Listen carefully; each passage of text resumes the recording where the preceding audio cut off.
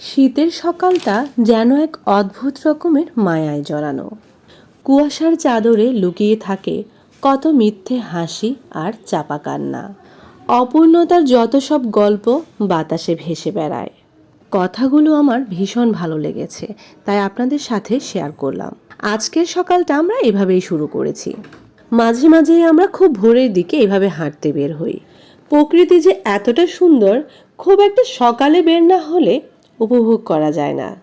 আর এই জায়গাটায় এসে দেখলাম আমাদের মতো আরো অনেক পাগল আছে যারা এত ভোরবেলা বের হয়েছে।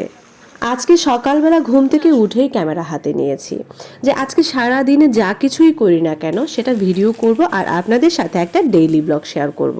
এখন তো প্রতিদিনই আমার একটা করে ডেইলি ব্লগ শেয়ার করা উচিত।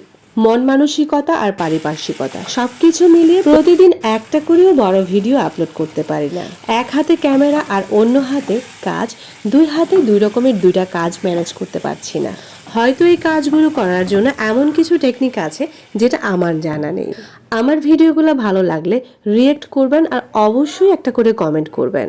আপনাদের কমেন্টগুলো সামনে আসলে কাজ করতে বা ব্লগ বানাতে আরও বেশি উৎসাহ পাই। এই সময়ে সূর্যের চকচকে আলোটা ভীষণ ভালো লাগছিল। সূর্যের আলোয় ঝলঝল করছিল চারপাশটা। আর ছুটির দিনগুলোতে যদি আপনাদের হাজবেন্ডরাও বাসায় থাকে, তাহলে সব আপুরাই চেষ্টা করবেন হাজবেন্ডদের দিয়ে বাসার সবগুলো কাজ করিয়ে নেয়ার। যতই রাগারাগি করুক আর যা কিছুই করুক না কেন, ছুটির এই 2টা দিনে কিন্তু ছাড় দেওয়া যাবে না।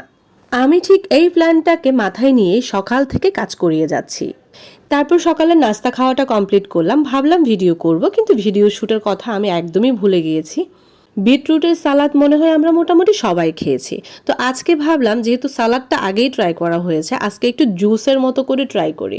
তো আমি এভাবে করে ছিলে নিয়ে তারপর কেটে নিচ্ছিলাম, যে ছোট ছোট স্লাইস করে এটাকে দিয়ে জুস করব, দেখি টেস্ট কেমন হয়। টকটকে লাল আর দেখতে কিন্তু ভীষণ সুন্দর। খেতে আমার কাছে খুব একটা ভালো লাগেনি, জাস্ট কেমন যেন একটা ফিল।